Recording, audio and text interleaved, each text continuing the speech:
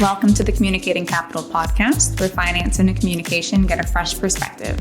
Hosted by a dynamic team of women in the industry, we're here to redefine the conversation with candid, no-nonsense interviews featuring top finance executives, communication experts, and industry leaders. With a focus on clarity and real-world impact, we make the world of finance digestible and relatable. So whether you're a seasoned professional or you're just interested in our world, we're here to help you navigate the space in new and exciting ways. Today, joining us from New York City is James Carbonara. He's a partner at Hayden IR and a seasoned professional with over 20 years of experience in investor relations. James has had an incredible track record of crafting strategic communications, building relationships with key stakeholders, and driving shareholder value for companies from small, micro-cap companies all the way to mid-cap, even some larger companies as well.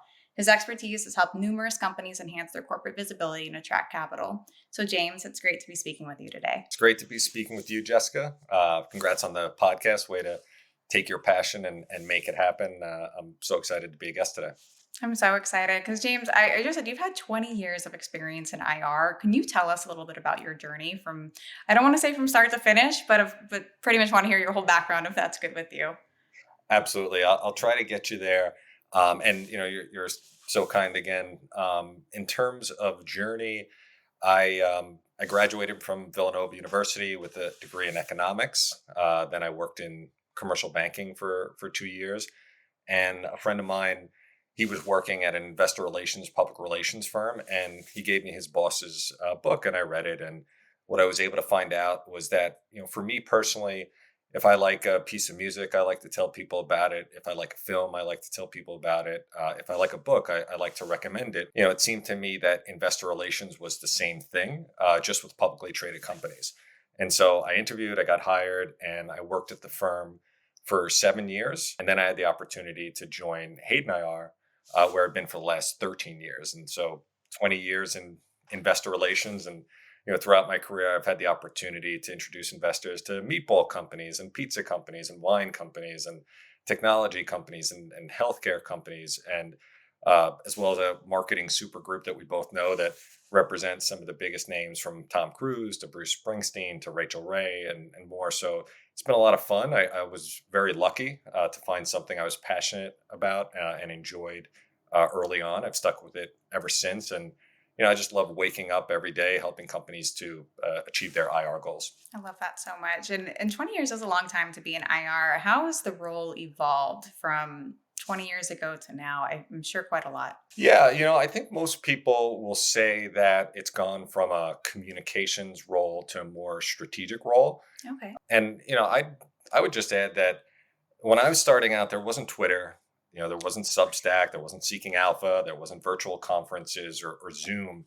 And now there's just so many ways so many more ways for investors and even vendors to reach out to management. And I think it kind of becomes like this double-edged sword where on the one hand, it opens up, more opportunities for communication. But on the other hand, it creates a lot of noise and it can be pretty distracting. So, Pareto principle, 80% of your results come from 20% of your inputs. And I think that's the challenge for IR folks today is figuring out, how to navigate all this complexity and make sure they're leveraging management's time in the most effective way possible so that, we have management focusing on the right 20% of IR activities to be doing. And what are some key elements of like an effective investor relations strategy? So if I'm a company and I'm brand new and I really have never deployed any type of IR strategy, what would you start to recommend? Absolutely. I love process, and I came up with this acronym called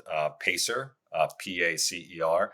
And these are the IR activities that small microcap companies can be doing that I think will help the most. So, P is for press releases. A is for analysts, C is for conferences, E is for earnings, and R is for roadshows.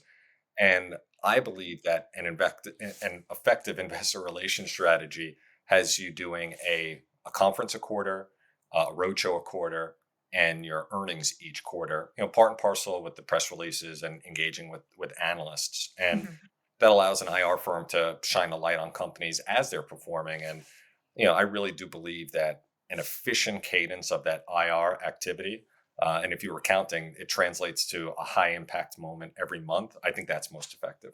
Oh, it's so interesting that you say that because I do want to talk about increasing corporate visibility for companies that are looking to attract investors.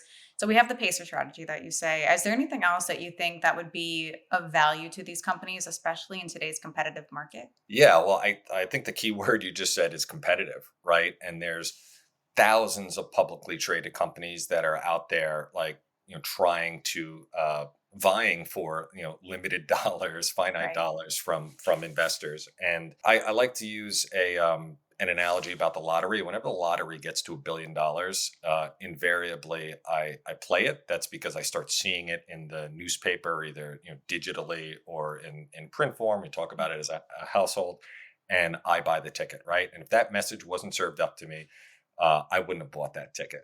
I think the same is true for publicly traded companies. So how do you serve up the message? And I would dive a little bit deeper into some of those activities. And then I do think there's actually a PR element to it too. So if we take conferences for an example, when a company signs up for a conference, whether it's 40 companies that are at a conference or 400, their company name goes into a system that investors have access to. And investors pour over the companies and think about, who do they want to meet with and who do they not. And Right. even if they don't meet with you, they've seen your name, they've wrote it down, and you may get on their watch list. And then you go to the actual conference, you give a presentation. The investors, who are in the room, they're watching you, they're becoming aware of you. There's the people at home who are on the webcast, they're becoming aware of you. There's the one-on-one meetings. Obviously, they know who you are. And then there are advocates like myself, the IR professional, who are walking the hall, seeing an investor, and they invariably say to me, "Who are you here with?" And I get to pitch it. So I won't go through all of the other IR activities, but press releases, you're getting your name out there. Speaking with analysts, you're getting your name out there.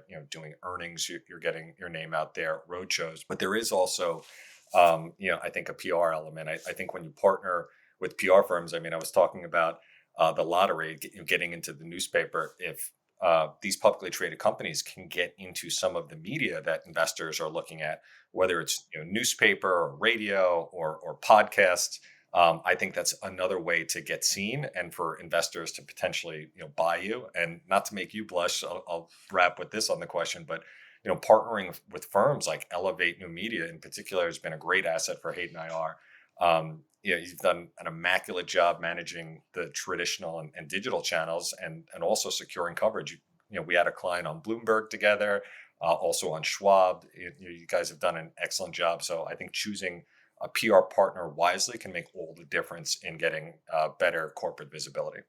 So kind of you to say. We absolutely love working with you and the companies that you work on right now as well. It's been so, so nice to see that. And I feel like when you marry both IR and PR, only good things can happen from there. So very happy to hear that you say that. Thank you. Thank you.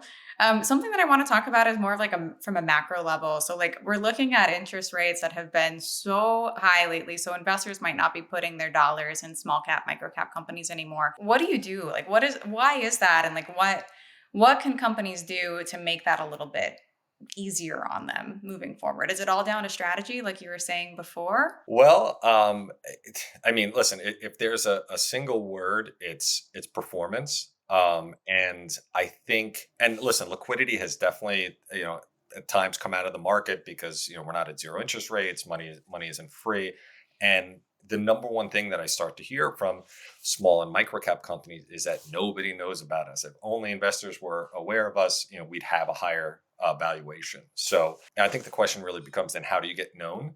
And this gentleman, Adam Wilk from Greystone Capital, he wrote a very interesting article recently, and he titled it "We Will Find You," and it features a picture I love of that.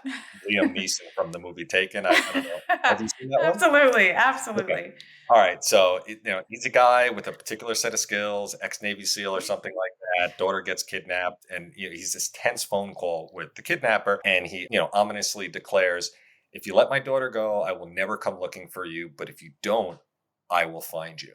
Right. And so, in Adam's article, he's, countless times he says, us, microcap investors, we will find you. We have our own particular set of skills for finding microcap companies. And he emphasizes that if these companies grow organically, if they avoid diluting shares, if they enhance their earnings, investors will eventually discover them. Mhm. And he shares these insights from meetings with small microcap companies that feel overlooked, the same meetings I'm in. And he reassures them that if they just perform, investors will take notice and their stocks will start to gain traction. And I have a very recent example of this. I don't want to say the ticker, but we just started working with a client a couple of weeks ago. And before we were on the account, the stock had gone from 34 cents to $6 just this, or $5, I should say, just this year. Wild. And they followed the principles that Adam outlines. They consistently grew earnings quarter after quarter. They didn't dilute the shares. And as a result, investors found them. And the stock has taken off. The CEO joined the firm in November 2022, and he got everything in order. He scaled up operations. He created leverage for their earnings. He maintained consistent reporting. And the stock's on OTC, didn't have an IR firm until about a couple of weeks ago. And since we've joined, it's up 40%. We've introduced them to some more investors, gotten them out to some conferences, actually, and we're going to get a lot more eyeballs on them. I think that's something that these smaller microcap companies can just take solace in. If they do those things, investors are going to find them, and if they're anxious and they can't wait, hire an IR firm. We'll help you with the press releases. We'll introduce you to the analysts. We'll take you to the conferences. We'll do the road shows. We'll help you with your earnings so that you start getting on investors' radar even before they start seeking you out. I love that so much. I think that if we were to clip anything from today's show, it's going to be what you just said there. I mean, that is so important, so valuable for anybody that's listening. And James, something that kind of ties into that is relationship building. So something that I know about you and I admire about you is that you're able to build long-lasting relationships with all of us. So whether it's a PR rep or a CEO that you've been working with for almost 10 years, you've built and maintained these relationships. How important is that to you? And like, what strategies would you use to continue these relationships and building them? Because it can kind of be it's a lot of people that I've noticed that you know. Oh gosh, well, thank you. And yeah, I guess it's been a long time in the same industry. It's really nice of you to say that, and it's not something I'm really conscious of in terms of strategy. But I think throughout my career, I've just gotten better at noticing how to create value, and I think that builds strong relationships. So I'll give you a few examples on like the investor and analyst side. If I'm reaching out to request a meeting, I always do it without any pressure. If it's not a fit, it's not going to be of value anyway. And that's something I had to learn. I think early in my career, I would have tried to force it. And now I'm just always checking with the investor, with the analyst, what is your investment style? What is your coverage profile? And I'm trying to only introduce companies to them that I think are going to bring value. There's got to be value on both sides. So I think that's for those stakeholders. On the client side, and actually for any stakeholder, I think listening is really important. So to just give one example, I had a new CFO recently ask me for printouts of his investor deck for a conference in New York. And I didn't think they were necessary. I told him this, since most execs use iPads and laptops or just, talk, without a deck. And I said that to him, but I recognized that he was concerned about it. And so I arranged for printing at a nearby Kinko's. And at the end of the day, he gave me back the printouts. He thanked me and he said, it turns out he didn't need them, but appreciated that I did it. And, I was glad that through listening, I was able to recognize that he was nervous and to put him more at ease. Last thing I'll just say is just being kind to everyone. At Hayden IR, we process a tremendous amount of email. And sometimes I have to make requests of our admin. And when she completes a task, I try to reply, thank you, every time. But if I'm busy, sometimes I just move on. And if that happens too much, I'll send her a gushing email thanking her for the most recent task that she did. And I mean it. And it's not because anyone told me to do it. I just genuinely appreciate the partnership. You are a nice person. And I think you've heard us talk about this, the Nice People Club. Like you were totally in it. You are in the Oh, NPC gosh, Nice thank People you. Club. It's You so do. nice to work with people that are kind and actually care about other people doing a good job because when other people succeed that are in our ecosystem, we ultimately could succeed as well. So Totally. love hearing that. I love hearing that. And so there's people that are going to be listening to our show who want a career in investor relations, who might be starting a career in investor relations. What's some advice that you would give them if they're just starting out? Yeah. So at my first IR firm, we had people who were just marketers, people who were just writers, and people who were just client managers. So I think you can isolate those skills into buckets, and I would just say work on them. Marketing is about creating a succinct message, being a good matchmaker, and following up. Writing, I think, is pretty straightforward. I think being a voracious reader probably helps your writing. Client management, I'd say, is really being a people person. If you find you're a people person, I think that can help you go into IR. And you can become a specialist in any of these areas, like at my previous firm, and just kind of work in that silo. Or I think it's valuable if you can possess and hone all of these skills, which is kind of the way we do it at Hayden IR. So working on marketing, working on your writing skills, and just being a people person is a way to break into IR. I love that. And because you are privy to a lot of these companies and what they're doing and news that might be coming up, not asking you to share any upcoming news because I know we can't do that. But what trends are you seeing? Like, what kind of trends are you seeing in financial communication and capital markets intelligence and just the market in general? Any trends you'd like to share with everybody? Yeah. So, I mean, one trend, and you hit on it with interest rates, right? I think the market really wants to see sustainable, profitable businesses right now, Yeah. and so I think we're going to continue to see clients that are profitable and sustainable. So I think that is here to stay. AI, of course, is an easy answer in terms of a trend, maybe a technological trend, and Mhm. I think that can be a value add. I do think at the end of the day, investment is a people business. I'm not saying AI can't breed efficiency and bring value. I don't see computers replacing the relationships that drive business forward. So yeah, that's what I expect in terms of trends and maybe a bit of incorporating technology. Absolutely. And so something I know about you, James, is that you are a family person through and through. And on top of that, you run, you hang out with your family quite often, and you manage all of your clients and you run the IR like clockwork. I have had emails from you in the middle of the night. I've had them at 4:30 in the morning, our time, obviously, 5 in the morning. And I'm like, this does he ever sleep? And then also I hear, yeah, I'm running in New York. I'm like, how does James manage all of the above? So I'd love to know, like, how do you manage your interests at home and then also your work life? Yeah, no, well, I mean, thank you. And yeah, I don't know. Maybe part of it is, just being an athlete and having that competitive spirit growing up. But, I think the interests that you mentioned are important. I think it's so important to decompress, to spend time with family. I think it refuels your tank to kind of go again, so to speak. And there are studies that show that having personal passions not only benefit your well-being but also professional performance. So on the weekends, after sitting down for lunch with the family, or watching English soccer with my father-in-law, or most recently getting through a grueling yoga class on a Sunday, Love it. I think I return to work more energized, and I can push harder for longer. The takeaway here is I think ironically, and the studies back it up, that taking some time away from work can help you perform better and actually work harder. It's so hard to do that sometimes. People get so caught up, right? And you're so right. I feel like maybe that's why you're able to continuously respond and respond accurately too. So things that we're asking, you're like responding in 2 seconds. And I'm like, how does he he just knows. He just knows. So I love to see that. Before we wrap up though, James, was there any final advice or thoughts that you'd like to share with our listeners or really anyone that might be interested in your industry? Sure. I mean, if you're listening to this, I'd love to meet you. Drop an email, James at haydenir.com, or a LinkedIn request. I love making referrals, or helping anyone who may have questions. Obviously, you just heard the English soccer part.